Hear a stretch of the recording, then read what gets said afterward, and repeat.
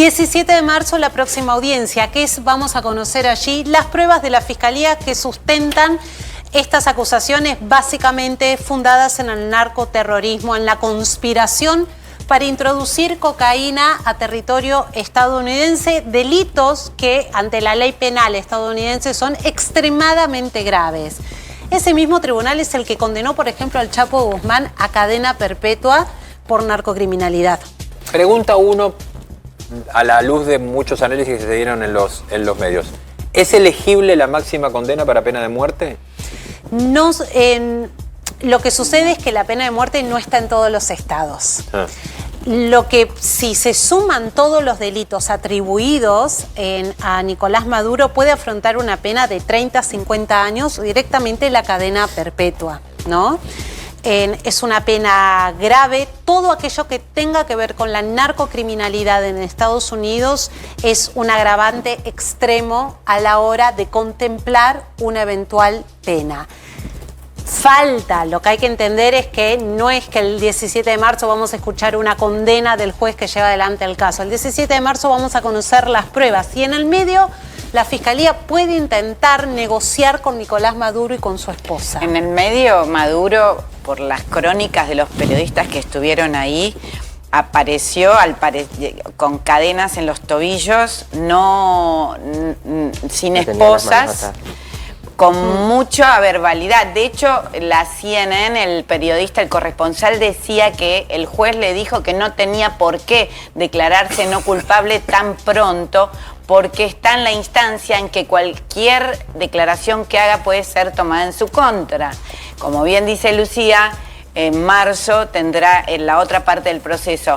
Ahora bien, él está con el Happy New Year. Llegó, cuando entró a la DEA, preguntó y demás, y salió con un Happy New Year, después con los dedos, los dos dedos en forma del primero la pistola y después los pulgares para arriba sentados. Él tuvo como al parecer un accidente cuando lo arrancan de la cama prácticamente de su habitación. Al parecer le dolía la rodilla, síntoma que se le sigue viendo. Y hoy volvió a decir Happy New Year. Bueno, es una manera, por un lado, él no reconoce el tribunal que lo está juzgando y es una manera de restarle valor jurídico a un hecho que es noticia mundial, ¿no? Es un poco subestimar lo que está ocurriendo. Me parece que una persona como Nicolás Maduro y el abogado que ha contratado entienden en profundidad que los delitos que la justicia norteamericana le está atribuyendo son graves. Muy. Y que en caso de encontrarlo responsable, la pena es muy alta. Pero por otra parte, el gobierno de Estados Unidos plantea continuamente una negociación.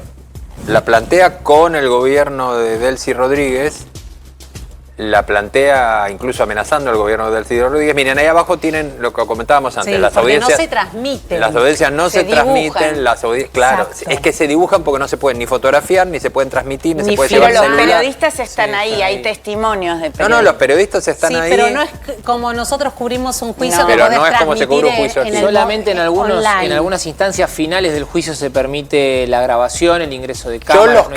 los que he visto en Estados Unidos, los juicios que me ha tocado a mí presenciar en Estados Unidos, que fueron casi todos son puertas adentro. Todos fueron con relación a... estadounidense es extremadamente celosa con los procesos de investigación todos y el cerrados. desarrollo de A mí me tocaban juicios económicos, todo porque eran todos los juicios contra la Argentina. En zonas, pero... sí, yo les digo un ejemplo, el caso de O.J. Simpson también, que era otro estado, pero en los casos que son muy mediáticos como es este, sobre todo y hay tanto interés, sí tienen algunas modificaciones, salen un poquito de reglamento. La diferencia al final. Es que este es un juicio, no estamos ante un juicio primero. Para que llegue al juicio por jurado falta mucho tiempo, lo tiene que decidir el juez después de la audiencia de acusación. Segundo, que estos son hechos que Estados Unidos entiende ponen en riesgo su seguridad nacional, con lo cual, con la intervención de la DEA y de distintos organismos de inteligencia, la reserva es absoluta durante todo el proceso. Sabemos, hay un par de datos que da ese dibujo, obviamente. Bueno, el le aparato pusieron un para traductor, traducción. le pusieron a los dos, a él y a la mujer, el juez un traductor. También tenía... Un abogado amigo entró a la audiencia porque, aunque es bastante reservado, se permite que ingrese el público según la capacidad del lugar, y hoy comentó que en la audiencia, además de que tenían un traductor, él notó que no estaban tranquilos, que estaban notoriamente preocupados por momentos muy confusos, que Maduro miraba hacia todos los lados y Cilia Flores, cuando le tocó hablar a ella, prácticamente no le salía la voz. Esta fue la descripción que hizo un amigo un amigo abogado que cuando vivía en Venezuela, muy sorprendente la historia, porque además él defendía presos políticos en Venezuela. Sí. Y ahora le tocó estar en Nueva York y vivir este momento histórico de ver a Maduro allí sentado. Hablando de presos políticos, yo le pedí ayer a ver si podíamos mostrar estas imágenes. Ahora le pedí a Pablo, a nuestro productor ejecutivo, si podíamos ver estas imágenes. Ahí los tienen, miren, esto es el helicoide. Sí. A mí uno de los temas que más me llama la atención es que no ha existido una sola palabra desde la salida de Maduro del país sobre los presos políticos.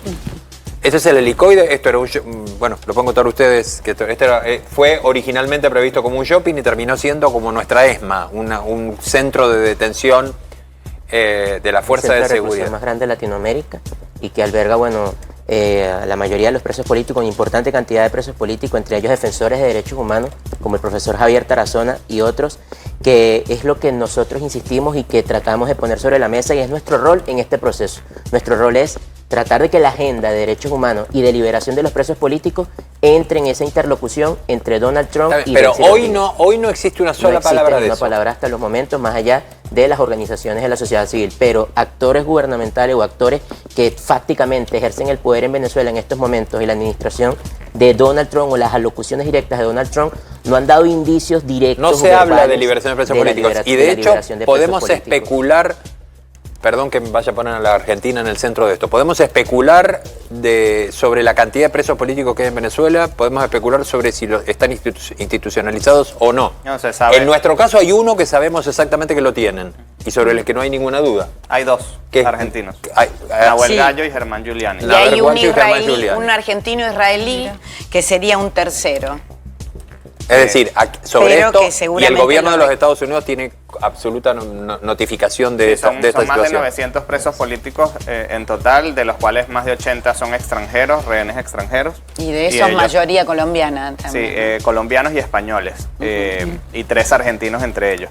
Creo que si Delcy Rodríguez quiere dar un gesto de colaboración con una posible transición, este debe ser una de las primeras medidas a tomar, además de que es una necesidad humanitaria, y creo que la comunidad internacional tiene la oportunidad de presionar para encauzar la transición hacia allá. La comunidad internacional y ahora que vemos a muchas personas rasgarse las vestiduras por el derecho internacional, cuando los venezolanos clamábamos por auxilio, no decían nada, ni se preocupaban por nuestros derechos, ahora puede haber una oportunidad para que la comunidad internacional actúe y enrumbe esta transición, presionando a Delcy Rodríguez, incluso presionando a la misma administración del presidente Donald Trump para que esta transición vaya hacia donde debe ir, que es hacia un cambio democrático. Otro tema que está dando vuelta, porque hay muchas fantasías dando vuelta alrededor de lo que significa Venezuela, del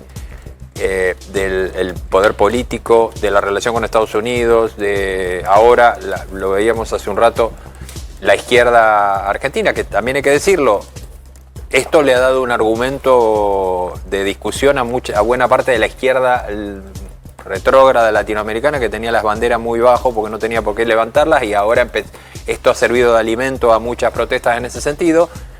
Pero decía, hablan mucho del tema del petróleo.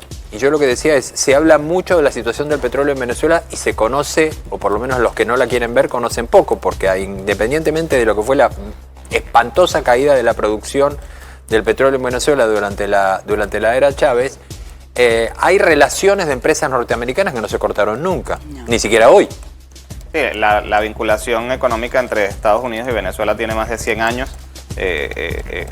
Sobre todo el desarrollo de la industria petrolera se dio de la mano entre Estados Unidos y Venezuela, y llama mucho la atención ver ahora sectores, las Miriam Bregman de la vida, los Nicolás del Caño, preocupados por el petróleo venezolano cuando no se preocupan por un compatriota argentino. Nunca se preguntaron qué es Citgo, por ejemplo, ¿no? No se preocupan por un compatriota argentino que está secuestrado en Venezuela. Nunca se preocuparon por los derechos humanos de los venezolanos cuando éramos secuestrados, torturados, encarcelados.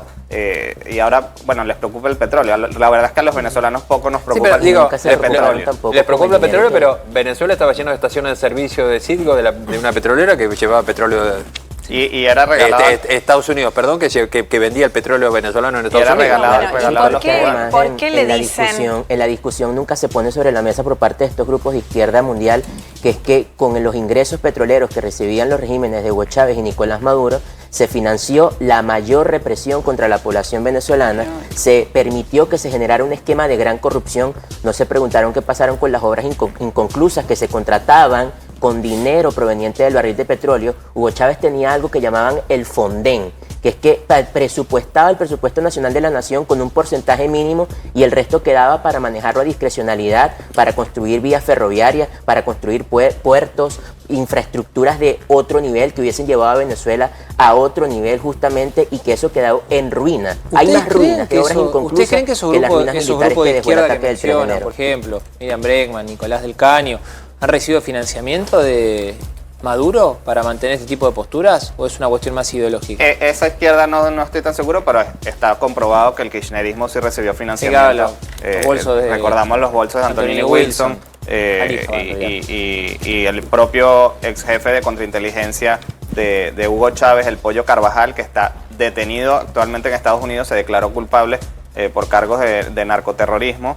Es una de las partes de esta causa contra el cartel de los soles.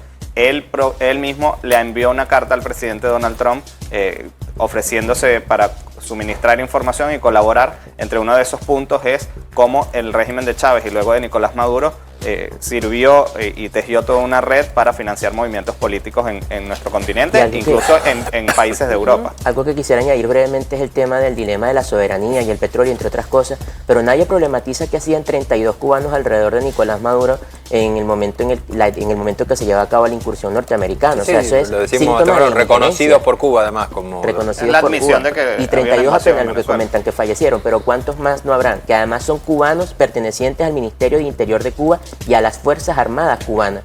Ese intervencionismo, ¿quién lo denuncia y quién alza la voz en contra del eterno intervencionismo cubano que ha tenido Venezuela en los últimos años? Que además está muy concatenado con la conducta que tiene hoy Nicolás Maduro ante los juzgados.